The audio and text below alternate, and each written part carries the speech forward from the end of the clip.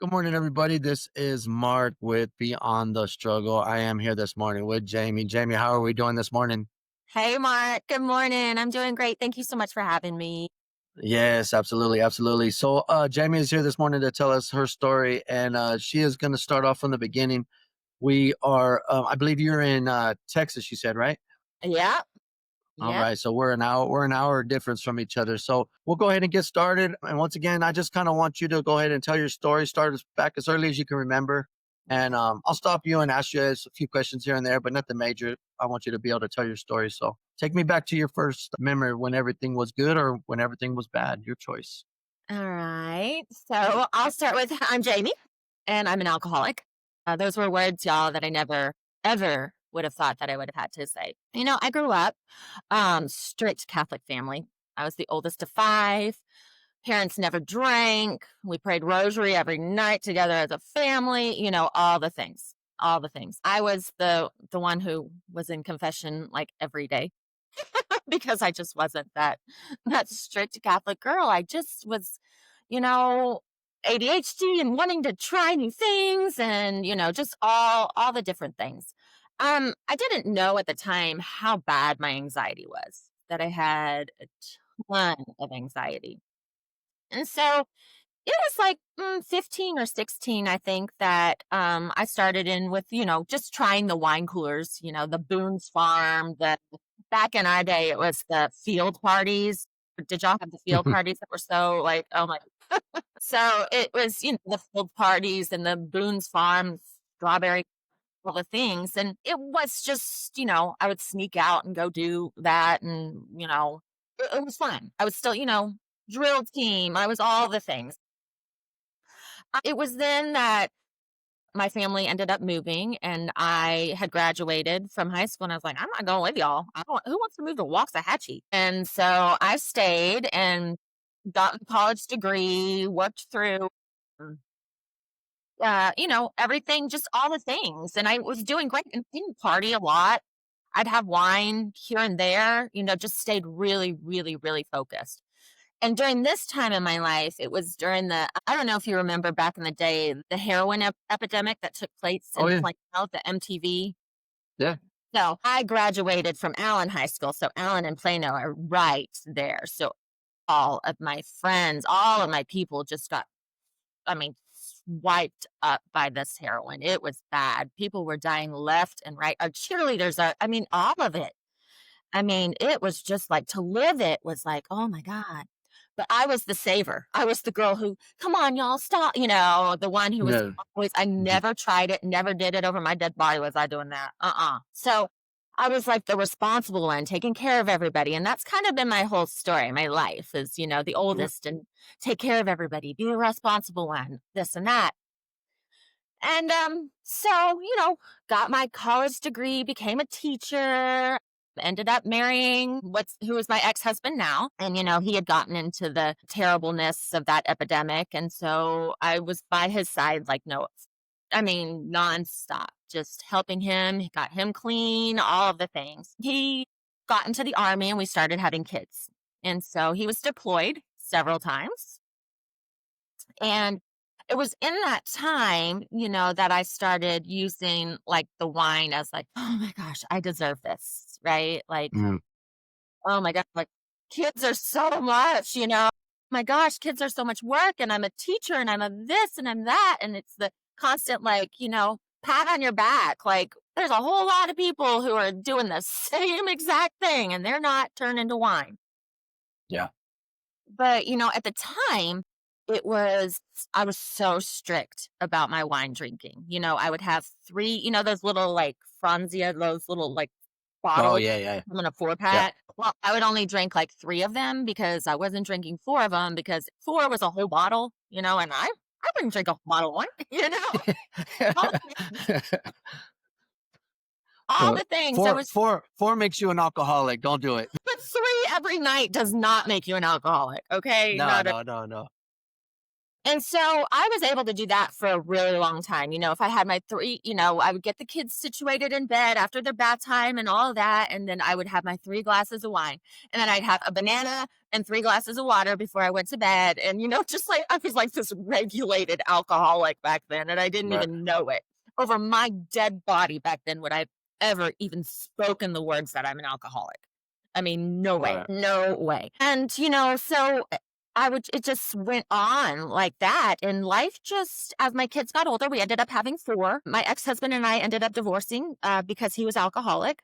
His problem had gotten so much worse at the time, and I was just the responsible one. I still didn't think I had a problem in any form or fashion.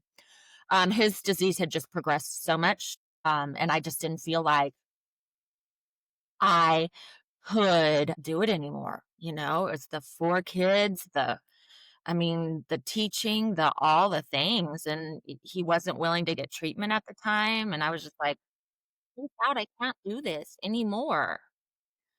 And it's funny how, God works and how humble pie is, because I'll be darned if after the divorce and everything, if I didn't end up, my disease progressed majorly.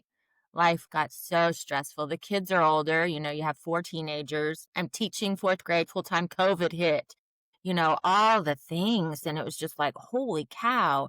And I'm still living behind this perfection, right? That my life is perfect. I'm that perfect Catholic girl, everything is, you know, just, you know, the Facebook perfect, right? Which Right. pictures are you going to post and who's, Right. Right.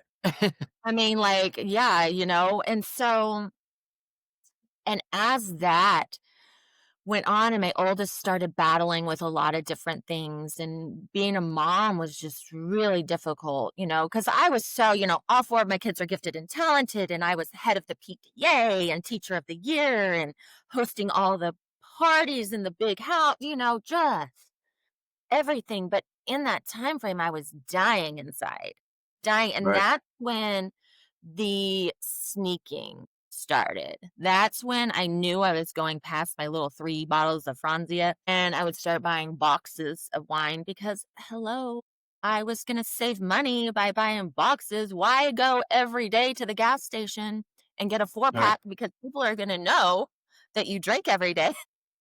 Right. It's so much easier to hide it like that. Right. So you start hiding it. And so once I started buying the boxes, it was that point when your 3 little mini bottles, now you're just having 3 glasses of wine, right? But they're like Right. gauntlets poured from the Right. bottle. There's just huge. But I was still just like, I'm just my 3 glasses of wine, and and just pretending so much Right. that everything, and that was when it was like daily. I was drinking daily. It started to kind of like, okay, Jamie, make it through the day. Make it through the day, get all your things done, the kids to all their sports, the kids to school, the teaching thing. You've got this, because when you get home, you can have your 3 glasses of wine. And it started to just, I didn't even realize how much headspace it was. How old are your kids? How old are your kids at this point in time right now? I mean, not now. I'm talking about at that At point this in the story. point in time when this started, my oldest was a junior in high school. So I had a junior in high school, a freshman in high school, a seventh grader, and a fifth grader. Okay. Okay. And I was And that's teaching when you fourth and grade. and at that point in time, is that where you think things got like that's where things about that age for your children, that's where you think about things kind of got a little bit like, what the hell? Yeah. Yeah, like, what the hell? What the hell is going Yeah. on? And that was when the kids, started the, "Mom, you're drinking every day." Mom, and the alcoholic mindset, we don't want anybody telling us not to drink our wine. Like, Right. Right. you kidding me? Like, who do you think you are? I'm the mom around here, and you Right. have no idea what I've been through. You don't know what my day has been like. Right.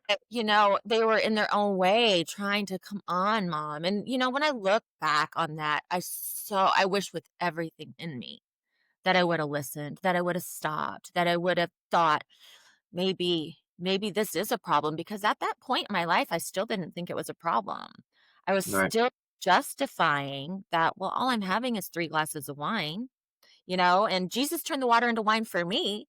And I saw this ad that, you know, red wine is healthy for you. Well, I didn't drink red wine, but it didn't matter. I would justify Right. any of it to make it okay, Yeah, absolutely. you know, Understandable. to make it okay. And that was when, it just life started just and then COVID hit. Okay. And then it was like you're at home. So now Mm, it's like, well, you don't have to wait until you know, 7 o'clock in the evening after you've gotten the kids home from all their sports and all the things. You're just home. So, and you're done with your classes at 3:30. So hey, let's have a glass of wine. And that's when my 3-drink rule kinda went way out the door. Then I just stopped even counting how many glasses of wine, and it progressed so much. My oldest started battling an eating disorder, and, life just became unmanageable. And, um, before I knew it, I would wake up in the morning and be shaking profusely if I didn't have wine. I know, it was bad, and I was just like, "Oh my god, Jamie Lynn, how did you get yourself here?" But I was still so ashamed, so embarrassed. I was hiding behind that mask. I wasn't gonna tell anybody I had a problem. In fact, I right. was so good at playing the role. Like, I would go out to dinner with all my girlfriends and everything, and they'd be having, like, shots and things like that, and then they'd be like, "There's our perfect little Jamie. All she's gonna have is 2 glasses of wine," and, I'd have my 2 glasses of wine, but what they didn't know is I drank a box and a half before I even got there, right? I mean, like, shit. What on earth, Jamie? And so then it was when, we went back to work. School, is back in session and life. And so I cut way back there for a while. Right. And then life continued to happen. Life continued to get stressful. And wine continued to be my only coping mechanism, the only solution. It was so unhealthy and so wrong. And that was when I woke up and was shaking before having to go to work. I was like, "Okay, nope. Here you are teaching children. You can't do this. You cannot Right. do." I decided I needed help at that point. I couldn't, because I had tried to quit on my own. I had tried, like, okay, the firm resolutions, like, never again. I am not drinking today. No. And then I'd Right. make it till like 4 o'clock and be like, oh, well, I made it till 4. So I can have one glass, and it was never one glass. With an alcoholic, it is never one glass ever. It Right. just isn't. I mean, I would look at people and be like, you're having, like, you go, like, have fajitas and, like, half a Dos Equis? Like, the heck? Right. Right. Right. You is what's wrong with you? What Yeah. taste? That's ridiculous. But, Yeah. at that point, I, was just like, "Okay, something's gotta give." And so I had told you how ashamed I was and how embarrassed I was, and I didn't want my family to be disappointed in me. That was the biggest thing. I was the oldest of 5, and I was the one who hosted all of the things, the one who kept the family together, the one, Right. and I just didn't want it to be like, "Oh, guess what? Our Jamie is the drunk. She has to go away to get treatment. Like, what on earth?" And so I kind of kept it secretive, and I confided in my brother. And he had had his own issues, and I was there for him. Oh my gosh. While I was in treatment, he ran amok and just made my life an absolute disaster. I mean, called CPS, stole things from my home, and made my mom, and it was all this jealousy thing, that you're no longer the center of attention. I'm in charge Right. now, is what he said. It just was like my mom was hiding in a hotel room from me when I got out of treatment, and just like, I was just like, my heavens. I mean, and you can spend 30 minutes with me. How old were you? How old were you at that point in time when it finally? This sounds like this is rock bottom at this point, right? This Pretty is much. rock bottom. This is rock bottom. How old were you finally when you? So I'm 47 now. This was 40, about 44. So yeah, Okay. it's been a 3 I've only been sober for a year now, a full year Okay. I've been sober, Okay. July. But it Congratulations. was 3 years ago, that I started the battle, right? That I started "Oh my god, this is a mess." And Right. so, when I got out of treatment that first time, because I was under the impression that, "Okay, here's what I'm gonna do. I'm gonna go away to treatment, I'm gonna figure out what's wrong with me, and then I'm gonna come out and be able to tell my family, I fixed it all." Right? You Yeah. know, Everything on paper looks good. Right. Y I fixed it. I went to treatment. I know it's wrong, and here I am, a brand new Jamie. But when I had gotten out and all of those things had taken place, and I mean, I didn't even know what was going on in my own life. And I was accused of things that I was like, I never would have done that ever. I mean, I'm like, dang, what on earth? But here's the thing, Mark. I was the alcoholic. I was the drunk. Right. So I didn't have a leg to stand on. Well, see, Nothing. and the big thing we have to remember is this is, you had a stretch of alcoholism Mhm. before you get into rehab. It's the same thing as an addict. You have this stretch of path of Right. using drugs. This is why it never works. A Uh-uh. lot of times, the very few does it work the first time. Some people get it the first time, but the thing is, this is when a lot of times when people go into rehabs or treatment centers, they work the paper, they work the pen. Yeah. They don't work Jamie. They don't work Mark. They don't work Johnny. You know what I'm saying? They work that paper. They want that paper to look good. Oh, Yeah. you're looking good. But what I learned in rehab, so what I learned in that, one of the big things, I've never been to one. So one of the big things I always tell people is, you're not going to get those rehab centers unless you're working your core issues, Mm, you know? So when you go through your rehab, and from what I'm hearing, you go through that, you get in there and and again, excuse my language, but you don't really give a shit about nothing, but about getting out back to I got a life to run. I got a family to run. I got exactly. stuff to do. You know what Mhm. I'm saying? And that's what I'm hearing. So it's like, so when I get out now, we never learned at that point in time. Correct me if I'm wrong, but that at that point in time in your life, you never get to learn what was really wrong with Jamie, what triggered, where triggered me, where my square is, where I stand at. You know what I'm saying? Mhm.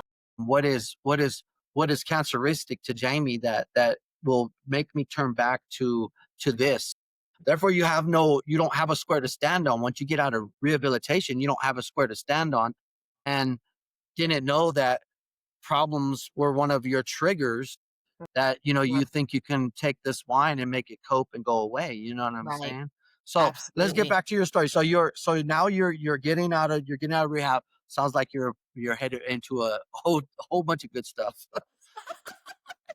It Mm, was an absolute disaster. I mean, right. just awful. And so, like you said, I didn't have the tools. I hadn't gotten to the Yeah. bottom of what was wrong with Jamie. I wanted that paper. I Yeah. wanted to say, I've been to treatment, I fixed it. Now let's move on. And I think God probably knew that about me. I know there's a reason why my story panned out the way it did. I mean, I know Yeah. that. So I was out of treatment for 2 whole days, big 2 days before I went right back to the bottle. Yeah. And, I had to medically detox that first time. So I medically detoxed, went to treatment. And when you medically detox and go back to the bottle, it takes you right back to where you were times 10. Yeah. I Yeah. mean, just like you put that back in your body and it's like, let's roll. I mean, I couldn't buy enough boxes of wine. It was just awful. And so it just intensified. And I finished the school year. I resigned from teaching. I mean, teaching was my passion, my love, I'd done it for 20 years, All right. my everything. So I was like, let me give it another shot. Let me give it another shot. So I went to another treatment facility. This was a state funded treatment facility. Now, at the time, I didn't have insurance because I had resigned and, all the things. And I'm Right. like, here I am. I'm an absolute shit show. Basically, I went from teacher of the year, head of PTA, all the things, best mom in the world, all the things Right. to, my God, I'm going to treatment again. Now, I still don't have the support of my family at all. My dad never left my side. Thank God. But I still hadn't spoken to my mother. She still thinks I hired somebody to harm her and had hidden a hotel for forever. That just, I didn't have any of the things. My kids are starting to say they want to go live with their dad, and I'm just like, for me, that's just like the biggest punch in the gut. And it But not just, an it's never enough though. Every time I hear these stories, it's like, oh, my kids left or I got my kids taken away. And you would think at that point in time as addicts, what we do is we turn around and be like, what the hell did I just do? I lost my kids, I lost my yeah, house, I lost my job. I need to get my shit together. But nope, doesn't nope. work like that. Nope. Yeah. And that's why I love like the opportunity to be able to speak about it because people are like, what? Like you? How? So, I mean, that's just the importance for people to understand that once this demon gets a hold of you, there's almost nothing because, it's a disease of the body and the mind. And it's Right. just, like, good God.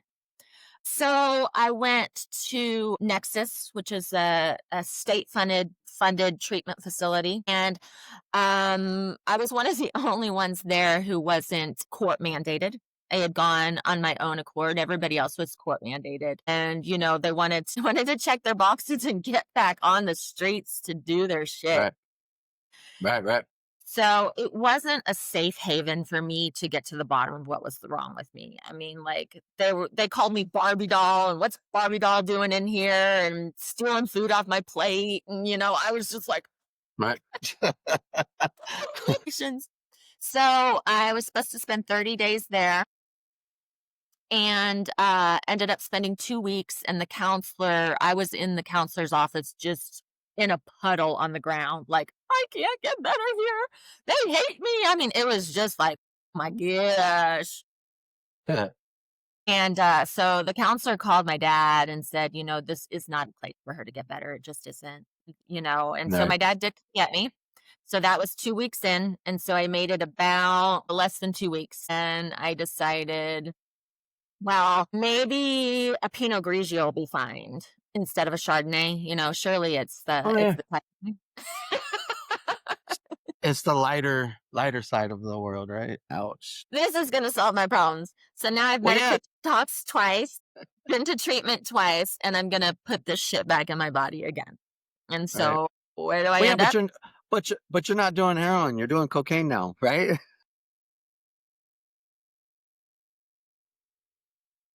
I mean, the shit that goes through our brains, it's like, really? And at the time, to me, that is very logical, right? Right. That Of makes course. sense to me. Yeah. And it's just, I mean, it's so sad because I look at that version of myself and I just think, God, how Yeah. sad, you know? And like, so clearly, obviously, I still haven't gotten to the bottom of what the heck is wrong with me, Right. why I keep on doing this. So after I get out and I relapse again, that's when the kids officially decide done and done. They want to go live with their dad. He makes the move, comes here. I sell the big house. And at that point, I have zero reason. I mean, now I'm not even showering. I'm showering, a week. Maybe I'm not eating. I weigh 97 pounds. I'm strictly drinking wine. That's it. And it was bad. Like I look at pictures of myself and it's just like a skeleton. My second baby, my Aiden, his senior graduation, his year, they won state that year for soccer. And, and that was when I was just at my worst with the alcoholism. And the picture of me at his graduation with him is just the saddest thing I've ever seen. I'm a skeleton of myself, a skeleton of myself. And I just remember, of course, having to drink before I went and, just all of the things that I never would have done. But now it's survival. And I'm so incredibly sick if I don't have it. And I'm Right. so incredibly sick if I do have it. It's that vomiting and still trying to drink wine. Like only an alcoholic can empathize with that and understand what that's like because it's like, I just have to get it down. I just have to get a certain amount down. If I can get a certain amount down, then I can make it for a couple of hours. And that, we keep thinking I've hit rock bottom, right? And it keeps on intensifying. I'm like, Yeah, your rock bottom is you still at the bottom right now. I'm still at the bottom, and I'm like, "Oh my god, is there a way up?" Right? So, I mean, I don't have my family support, my kids have gone, I'm no longer teaching. I'm just, like, in shambles. I have 0 worth. I mean, my health is, oh my god. Um, so I end up trying one more time. I hear about the Magdalene House, which is here in Dallas, and it's a nonprofit for alcoholic women. And it's just a different approach. They get to the bottom of what alcoholism is, and they really, really teach you about why you're doing. And it's just this safe home. It's this $1 million home in Dallas, and it's not like a treatment facility. It's just like, oh my gosh, and I mean, talk about God, people fly in from all over the United States to try to get a spot here at the Magdalene House. And here it Sure. is, 20 minutes from my house, in my backyard. And I'm like, oh my God. So I'm going to give it another go. My kids are gone. My dad's like, Jamie Lynn, please. And he's really struggling because Yeah, yeah. I Well, you're mean, his baby. That's yeah, the yeah. You pain don't that want to I put see. him through and everybody else has turned against me, and he's still like, "What am I gonna do? Just let her die? I can't just let her die?" You know? And they're like, "No, she needs to learn. If she hasn't learned yet, then she's not gonna learn." That whole mentality of, and addicts have to be treated a certain way. We've already lost our dignity and our respect. We hate ourselves or we wouldn't do it. And I agree with that to a certain point. Being an addict, the one of the things I do with people that I try to help that are addicts or alcoholics or any kind of addiction, one of the big things is you that I would agree with your people is you have to be ready. You know what I'm Mhm. saying? I mean, you can't sit back and think, "Oh, I think I'm ready." You have to be ready. I'm sure in the beginning the support was there. It's like shit, she has a problem. You know what I mean? Let's get her Yeah. some help. Let's do this. But it's hard to invest into an addict. It's hard. Right. It's hard. It's exhausting. You think it was exhausting for you. It's exhausting for the other end of somebody too. And we Right. I talk about this quite a bit lately on a lot of my podcasts. Is I want to actually start doing interviews of people that went through it. Because we get at the end of the day, a lot of times we get a lot of glory for getting clean and sober and going through that stuff. But they don't get no glory for having to go through it with us. You know what I'm saying? Mhm. And it's just as bad for them as it is for us. Be honest with you, minus the sickness and the stuff. But you know when they're going through it, it's some people don't understand it. And that's the thing Mhm. is when they don't understand it. Your dad's doing it out of love. You're his baby girl. That's that I have kids. And I have daughters, and I would probably do the same. I talk a good game, but I would probably be there for my kids until I drug them by their hair to the rehabilitation center and put them through it. Right.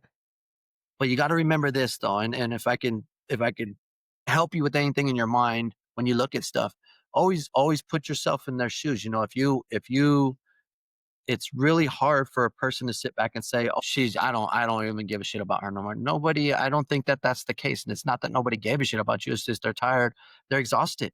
Mhm. They're exhausted for your recovery at that point in time. 3 times the rehab, you're not getting it together. You don't want it. That's the Mhm. reality of it. You didn't want it yet. You talk like you wanted it. You look good on paper. You know what Mhm. I mean? And that's the Right. huge one. It sucks. You know what I mean? Because we put them through hell. Your Right. babies. You know what I'm saying? I mean, you're almost in tears right now when you talked about having to go to the school the way you went to the school. It's like, I mean, if you were in their shoes, and I think of this because I left home too on my addiction, and Mhm. I just split from home. I was like, 15, 16 years old. I ran away because my mom already had her own addiction. How am I going to add somebody to watch me and beg for me to get clean and sober? Like, so I get it, and I just want you to remind yourself of that, though. You know what I'm saying? As you go Yeah, and you get for these, as sure. you get these, as you get these years under your belt, those things are gonna, these little things that we're talking about now is gonna help you remind yourself. Hey, yeah, it does suck that you gave up on me. It does suck. It feels like you gave up on me, but don't take the power from that because it's not that they gave up on you; they're exhausted, and the exhaustion comes quicker when you're sober and you're not dealing with problems like us. You know, Mhm. So remind that, because you don't want that to be a tool in your box to hold that, because that is literally like a gas can and a The match in your projector. toolbox. Mhm. You get what I'm saying? Yeah, So for because sure. you never know, one day they might fight with you and argue with you about something, and you're like, you know what, it doesn't even matter. You weren't, excuse my language, you weren't fucking there for me anyways. Yeah, You know what I'm right. saying? And now you just created a whole scenario for that box of wine to look pretty again. You get what Mm, I'm saying? So mhm. it's like you don't want of that. So Yeah, you wanna that makes open, once sense. you get going into sobriety deeper and deeper, Mhm, you wanna start knocking that stuff off, chipping that stuff off, be forgiveful. You know what I'm saying? Be be mhm, be to a point in your life like, man, I understand I was a handful to deal with. You know what I'm saying? I was the problem. It wasn't you. You didn't have to do that. They didn't deserve that. For mhm. me, for many years, I was the same way. My whole family wrote me off. You know what I mean? But what am I? Who am I? You know what I mean? They get yourself some help. Whatever. You know what I mean? So just keep that in mind as you go it through deeper into your recovery. That it wasn't that they're just didn't love you, because that's not the case. You know what I mean? It's the point of the matter is they weren't ready either. They weren't ready for this, you know? Yeah, and I think that that's a really good point, and I think that's an important point because for me, it was just like, I asked for help. It wasn't like y'all Yeah, are, like, begging me, "Jamie, please get help." You know, right, I had hidden it for so long, and I had still right, all the things, all the hosting, all of the things. And, and then I asked for help. And when I asked for help, I come back to absolute shambles. It wasn't like right, they were begging me, please go get treatment. Please. Now, so with that, it's just kind of like, oh my God. But, like you said, I mean, God has arranged everything because that first right, time I came out of treatment, I really wasn't ready. I really wasn't. I still think in mm, the back of my mind, I was just like, okay, I can still drink. I can just do it differently. Right. Which is what right, I ended up doing. Who's to say whether my family treated me better or worse or any of the above that my recovery would have been different? I don't know. right. What I do know is where I am today and what I've learned now, and that I am so much, um, I'm not going to hide in the shame of it anymore. That girl after As you shouldn't. I didn't even want to tell anybody I went to treatment, and now here Right, I am like, I certainly don't hang the award on my refrigerator that I've been to 3 right, treatments, right? But right, right. but I just am able to really empathize and finally get to the bottom. But yeah, that last one, that Magdalene House, that saved my life. But when I did get there, they don't medically detox there. And Ooh, so I was there for about 2 hours before I was taken to Baylor of Dallas. And I spent 10 days in ICU. My little body had gotten so bad. I mean, you wanna talk about alcohol withdrawals. And the doctors said, "You are dying. You're dying," and so thank God for, the Magdalene House and just, my life now is so, so different. Thank God, I'm a different person. I have the healthiest relationship now that you could ever imagine. right, My fiance is the biggest supporter, the most amazing human. It's just like, oh my gosh, because when I'm healthy, I can attract healthy, right? right. Because, Absolutely. you attract healthy and you look back on all of those things. And, the big book talks about how we step on the feet of our fellows, drunks, we Right, do. We step on the feet of our fellows and we don't even know it because addiction is such a selfish, selfish, selfish disease. It just right. is. And I would say So that we're so is recovery. yeah, right, right. In a different way, right? Right. Yeah, Yeah. and it's a I tell people all the time, to be successful in recovery, you have to be selfish. Mm, Period. that You was have to something be. I never knew, but I am learning it. I thought my Yeah. only worth was in helping others, doing more, being more, looking like Jamie was in Mm, charge. Jamie saved the day on this. Jamie saved the right, day on that, right? right, Meanwhile, my own ship is drowning. My right. own kids are suffering. I'm drinking to an oblivion, but I look like I'm saving people. Yeah. That's dysfunction. And I really, in my treatment and in my therapy, I had to learn that because I Right. didn't know it. I thought I was doing good, but I wasn't. How's your relationship with your children now, if you don't mind me asking? Oh, yeah, absolutely. Better than you could ever imagine. Better than you Awesome. could ever imagine. God is so good. The thing about my Amen. kiddos is they had an alcoholic dad and an alcoholic mom. So here, they suffer through that portion of it, and then their mom goes and does it too. I have so much remorse for that. So much remorse for it. And I will forever make my amends. I will forever show them that I'm not ever gonna show up drunk. I'm gonna Right. show up for everything, but never will I be drunk. And Right. that's the only way. My oldest was battling an eating disorder, and all of these things are intertwined, right? And Right. it's not my fault he was battling that. I know that. But was I there the way I should have been? Was I drowning so much in wine that I could have done more? These are the things that you have to look at. If you're really Right. going to recover and really going to get better, you have to look at those things. But here he is now, he's in the Navy. We had talked about our babies, Right. Right. growing up. He's in the Navy, stationed in Japan, a trauma flight nurse. Awesome. I mean, just like we talk all of the time. He's so Good. proud, and Awesome.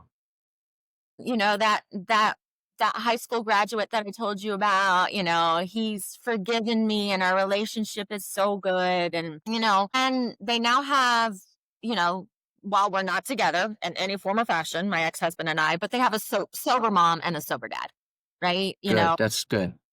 And they can look at it and they see the absolute dysfunction that alcohol can cause. And I mean, I don't know. You never know what our kids are going to do, but I'm pretty sure they're pretty firm in they don't want anything to do with it, because Right. they know. I mean, the odds of them being alcoholic as well are pretty stinking high when you've got an alcoholic mom and an alcoholic dad. Right. If not even higher, you know what I mean? Uh-huh. Um, because as time goes on, it's not looked upon as a drug. You know what I mean? It's advertised everywhere. It's the life of the party to say. You know what I Absolutely. mean? So Absolutely. it that one really sucks. You Right. know, but Jamie, one of the things I really want to touch base on real quick. I really, really, um, I really, really am proud of you for your recovery. Oh, thank Hearing your story, I was a child of an alcoholic, so I you. Mhm. know that stuff really resonates with me. Being on the other end of that is why that's so passionate. Why I talk like that Yeah. is because I was on the other end of that, and Mhm. I was an addict. I was an addict for many years. I didn't have no children. I was fortunate for that part when I was in my addiction. Meth was my addiction. I wasn't. I had it really bad. I wasn't a typical addict that would go buy $20 worth of meth and just get high until I had to go find it again. I was the seller, so I never ran out. My supply was endless, you know. Yeah. But I have 20 January 25th. I have 20 years of clean time. Yes. So one of the things the reason I tell you about this toolbox is because these are things I've learned over the years, and they Mhm. apply to addiction. Period. And the reason I tell you that is because I'm sure if you watched any of my videos, I always say it. If you have any kind of reserves on the back burner, you're going to take the reserve. It's like dinner. You make dinner, you make a side in the back. You make macaroni and cheese, you put it on the back burner. If the food tastes like crap in the front, what are you going to do? Well, we got macaroni, babe. We're going to eat macaroni.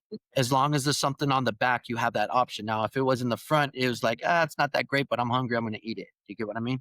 Right. So when you put Right. something on that back burner, you're always your mind's always going to go to that back burner, and that kind Mhm. of relates to what you're going through with your sobriety. Remember, be careful and vigilant of what tools you put in your toolbox. So as long as you keep any kind of a smidge of poor me or Mhm. poor the situation, you are allowed to feel, oh my God, like, I really messed up my relationship with my kids. You know what I mean? That I feel bad for. Yeah.